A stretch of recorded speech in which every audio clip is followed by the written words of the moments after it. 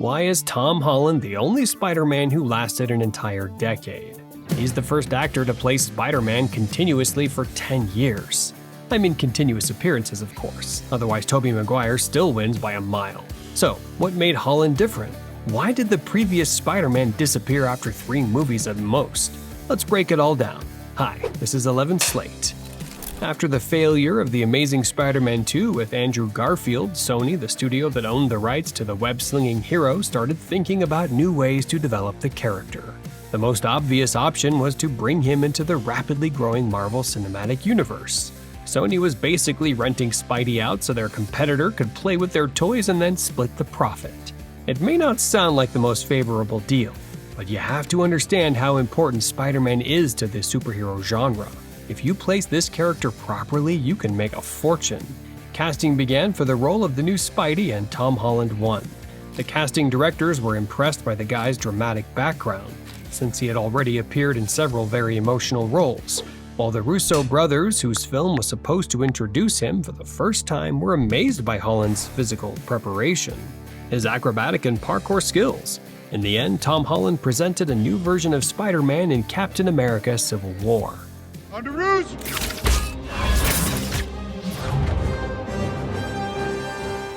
The first appearance of this new version of the hero worked really well. They did not retell the origin story for the 100th time. The Spider Bite and Uncle Ben were left outside the frame. The new Parker is introduced quickly, basically for one big airport action scene, but the audience still has enough time to understand his personality and the general direction of his development. This new Spidey is a teenager who throws jokes around. To him, everything happening feels like a game for him. Hey guys, you ever seen that really old movie? Empire Strikes Back? Jesus, Tony, how old is this guy? I don't know, I didn't carbon date him, he's on the young side. The creators also brought one interesting detail into the new version straight from animation: the moving eyes on Spider-Man's mask. The static masks of Maguire and Garfield could not reflect what the characters were feeling. Now you can read emotions on his face without actually showing it. It is strange from a realism point of view, but absolutely right in terms of emotional connection. That was awesome! We also get the debut of a new Aunt May, played by Marissa Tomei. So hard for me to believe that she's someone's aunt. Yeah, well, we come in all shapes and sizes, you know. With every new interpretation, she keeps getting younger. In the post-credit scene, Peter receives a gift from Tony Stark, the Spider Signal, a reference to the earliest comic book versions of Spider-Man, which hints that a continuation is coming soon.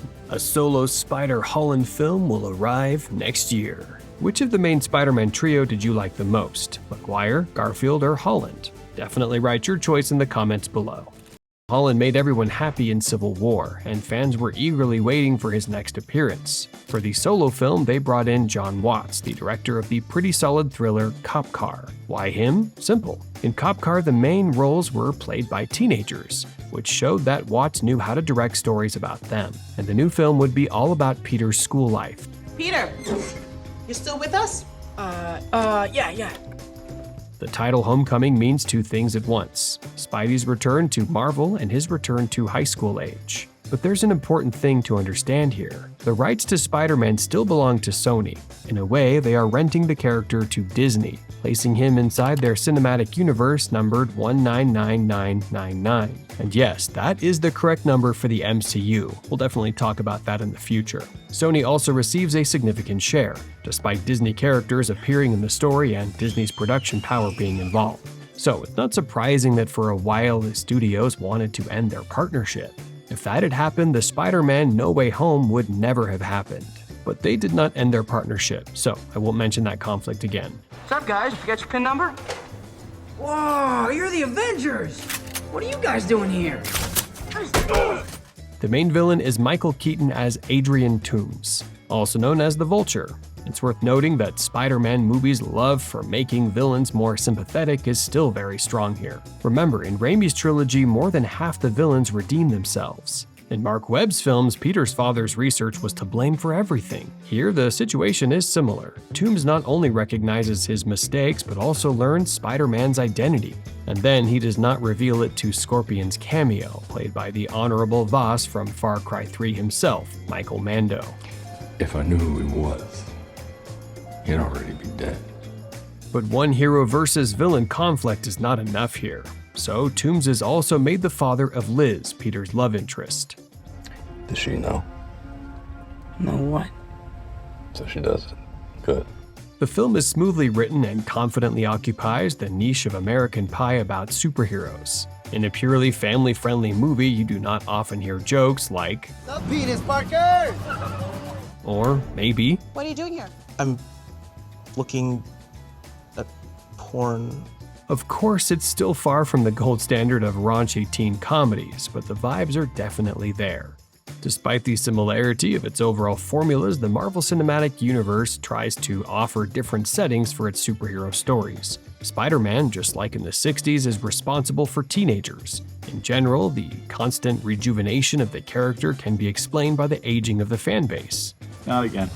The original fans of Spider-Man stories have grown up and can easily enjoy stories about a 25 or 30-year-old young man. But the very essence of Spider-Man still has huge potential for teenage audiences. That's why Spidey often returns to the beginning of his journey, gathers a new audience, and draws their attention to comics that have been running for decades. Vulture, the movie also features two shockers, or rather one canonical shocker. Herman Schultz, played by Bokeem Woodbine, and the second one, Jackson Bryce, played by Logan Marshall Green, who in the comics had a slightly different identity as the criminal cowboy Montana. Vulture is also helped by the Tinkerer, a super smart villain from the comics. Among Peter's circle, Michelle Jones stands out, played by Zendaya, and as we learn at the end of the film, she calls herself MJ, which makes her yet another reincarnation of Mary Jane. My friends call me MJ. I thought you didn't have any friends. I didn't. The most interesting one is Ned Leeds, played by Jacob Batalon. The thing is, that was the name of the criminals who hid behind the identity of the Hobgoblin. Okay, well not exactly, it's a complicated story. It'll be interesting to see if that ever leads anywhere. Crazy, dude, it's crazy. We also get a new Flash Thompson, played by Tony Revolori, and a new Betty Brant, played by Angourie Rice. One of the main guest stars is Tony Stark, who becomes Spidey's mentor. Not exactly the most attentive or dedicated mentor, but he is what we get. That's not a hug, I'm just grabbing the door for you. We're not there yet. The movie made almost $1 billion. Holland's Spider-Man gets invited into the Avengers. His character plays a major role in Infinity War. With your permission, I will not stop on those films separately. Everyone already knows everything about them. After his colorful death in Infinity War and emotional return in Endgame, Spidey heads off to prepare for the sequel. The second solo Spider-Man film in the MCU became the finale of Phase 3, and in a way, an epilogue to Infinity War. We are shown how people are dealing with the blip, including all the strange and awkward situations it created, like classmates suddenly being much older. Peter is grieving the death of Iron Man and trying to find himself a new mentor. Quentin Beck, also known as Mysterio, played by Jake Gyllenhaal, seems perfect for that role. He supposedly arrives from a parallel universe to protect this Earth from the evil elementals. They were based on Hydra Man, Cyclone, and Molten Man. Naturally, his real goal is selfish. He wants to get his hands on the artificial intelligence Stark left to Peter. And he does it very easily because using Parker, who is constantly looking for a new role model, is not that hard. Welcome to the Avengers. The movie continues the teen comedy direction, shifting the focus toward Eurotrip. Hello. Just much more innocent. MJ figures out Peter's identity on her own. Their relationship has that very school-age awkwardness and sweetness. It is funny that the whole idea of the multiverse is treated here like nonsense. Just wait a couple of years, then you'll laugh. The most important thing happens in the finale, a rare plot twist that completely changes the character's status quo. Spider-Man's name is Peter Parker. What the? Mysterio reveals Spider-Man's identity to the entire world. Now everyone knows what Peter does when he's not at school. And we learn all of this from J. Jonah Jameson himself, once again played by J.K. Simmons. That Spider-Man was responsible for the brutal murder of Mysterio. The second post-credit scene hints at an event called Secret Invasion, connected to the Skrulls, a race capable of changing their appearance. Among the nice references, you can point out the license plates which hint at specific comic book issues that inspired the film. For example, in London you can see the plate TASM 143, a reference to Amazing Spider-Man 143, where Cyclone first appeared and where Peter and Mary Jane had their first kiss. The license plate on Talos' car, while he is pretending to be Nick Fury, HNM 62011, points to issue 6 of Hawkeye and Mockingbird released in 2011, where a Skrull Nick Fury appeared. You got my shoes! The movie gives you exactly what you expect from it, a light teenage adventure with plenty of humor, beautiful locations, and solid action scenes. The Blu-ray bonus materials included a short film called Peter's To-Do List, made up of scenes cut from the final version. Obviously, Holland's Spider-Man had to return for a third time. This version was just too good. Besides, the MCU creators had come up with something special. The third solo film about Tom Holland's character came out in 2021. Spider-Man No Way Home is important not only for the Marvel Cinematic Universe and Spider-Man stories, but also for the post-COVID movie theater system. After all, this was the first film of the new era to make almost $2 billion at the box office, and literally drag people back into theaters. The reason was not so much the overall quality of the movie, but rather the tricks the creators used. Of course, I'm talking about the gradual leaking of information about the return of the other Spider-Men. These are my new friends. This is Peter Parker, Spider-Man. They're me's from other universes. They're here to help. No Way Home is an example of a brilliant marketing campaign, something the previous Phase 4 movies could not really brag about. First, the trailers and official posters introduce the villains one by one, and interest starts growing. Then, unofficially, let's call it that, a couple of shots with this Spider-Man leak, and people start arguing whether the material is fake or not. Andrew Garfield gives one of the best performances of his career by saying everywhere that he has absolutely nothing to do with this movie. It's Andrew Garfield playing Spider-Man again. Yeah. Oh, you almost got me. No, I'm not. People needed to get to the theater first to learn the truth. The feeling of being among the first witnesses to the appearance of multiple Parkers created amazing word of mouth, which pulled even more people in. Pretty masterful work from the marketing team. Dude!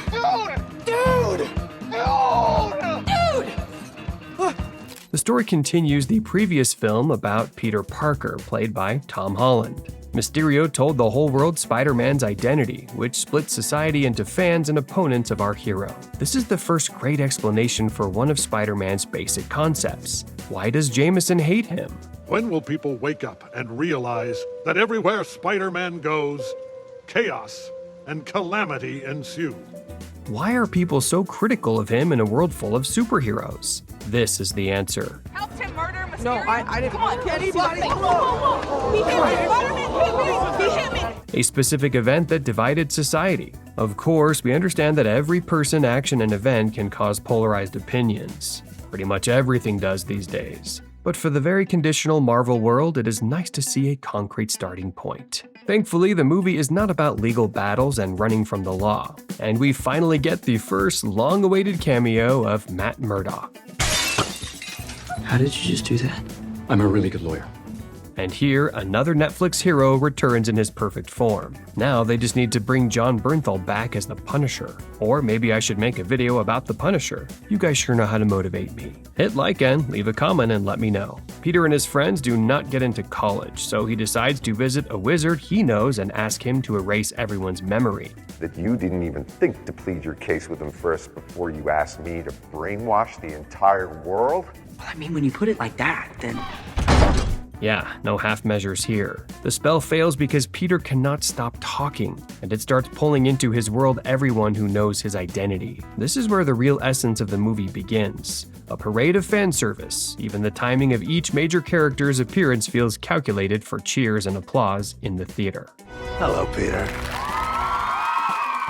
The movie can roughly be divided into two halves, the arrival of the villain and the arrival of the heroes, with May's death working as the intermission. And this is where the viewing experience starts to split. The first half is much weaker than the second, partly because it tries to justify what is happening on screen. It tries to make the setup work and explain the character's actions, and it fails almost everywhere. At the heart of all the conflict is the classic Marvel approach, which has been used as a foundation since Civil War. Characters talk a lot, but they do not listen to each other. Doctor Strange is sure they need to send everyone home, and he's right. Peter thinks they need to cure everyone. He's also right. If you have the chance to help, refusing to do so would be immoral. The problem is that Peter is sure all of them will die as soon as they return. And according to Electro, he was already being pulled into the power grid, which means his chances of surviving inside the grid in human form are extremely questionable. But Peter and Strange do not talk it through. They start fighting, grabbing the precious cube from each other, and showing abilities no one knew about before.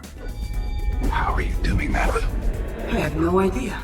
Seriously, how? But it does look cool. Same with the following surreal chase. At the end of it, Peter traps Strange in some weird place. Couldn't you, just kill him? Did that thought ever cross your mind? No, it's more important to trust the villains. Where's Connors? He told me he wants to stay in the truck. Okay. So, the giant lizard who wanted to turn an entire city into reptiles stays in the van because he wants it? A character who has not said a single line suggesting that he wants to get rid of his mutation is just left uncontrolled on the street because he wants it? What does wants it even mean? I mean, maybe it's not such a big deal. Naturally, all of this leads to tragedy and unleashes the villain's main trump card, Willem Dafoe. Norman? Norman's on sabbatical, honey. Oh my god, he is so good. Every villainous line, every facial expression, every little callback. You know, I'm something of a scientist myself.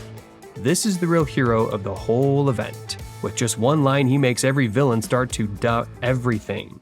Gods don't have to choose. We take. What is Sandman's motivation? How did a different type of energy turn Max back into regular Jamie Foxx? And if only those who know the truth about Peter Parker were pulled into this world, then Octavius learned his identity 1 minute before his death. So they're sending him back right in front of his collapsing machine? And he will die anyway. There are too many buts in the setup of this story. And then Aunt May dies, explaining why Uncle Ben was absent from this world. Because she's basically Aunt Ben or Uncle May, whichever you prefer. And finally, the iconic line is spoken. And with great power, there must also come great responsibility. So, all three films were not really about Spider-Man's adventures. They were about him becoming Spider-Man. No Way Home plays a crucial role in the character's development. In the MCU, Peter has always relied on some guest star. He always had a mentor. And in this film, the hero is finally brought to the line where the real Spider-Man begins. But before that incredibly beautiful point, the movie needs to handle the climax and bring Andrew Garfield and Tobey Maguire into the story. And with them, a whole tanker of fan service. Remember Tobey's bad back, which once put Raimi's sequel at risk? Andrew helps him with it. Yeah, that's good. That's good. Right? That's better. Yeah. Remember the subtitle of Mark Webb's Garfield movies? The writers make sure to point that out too. Yeah, I can take it. No, I can take You it. are amazing. I can take it. You are amazing. Thank you, yeah. And of course, we cannot do without awkward jokes about organic webbing. Like, does it just come out of your wrists, or does it come out of anywhere else? Only the wrists.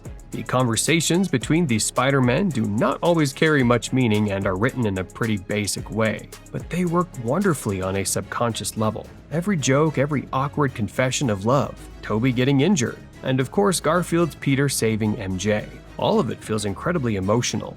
Are you okay? Yeah, I'm okay. Are you okay?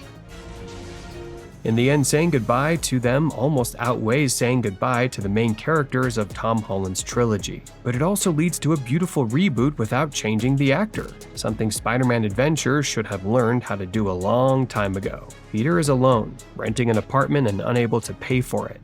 Rand! Hi. Hi. What's hi? Can I spend it? Now that would have been the dream cameo. He sews himself a classic suit without nanomachines and swings through the city past the Christmas tree that Hawkeye will destroy in his own series. In the comics, Peter's achievements were reset in a similar way with the help of the demon Mephisto, who erased the truth about him from humanity's memory. No Way Home contains an indescribably stupid setup, characters who do not listen to each other, and whose overconfidence and inability to find compromise lead to people's deaths. And yet, paradoxically, it also has incredible heart and fan service. Every nostalgic charge hits the target, because No Way Home is not so much a movie as it is a fan attraction. Its goal is strong emotion, which then has to be squeezed into a script of whatever quality. It does not matter how Venom got there when he does not even know who Spider-Man is. let alone Peter Parker. What matters is showing Rhino in his familiar costume in the clouds, and reminding us about the Lego Death Star 3 times. Come on, King. Are these your Legos?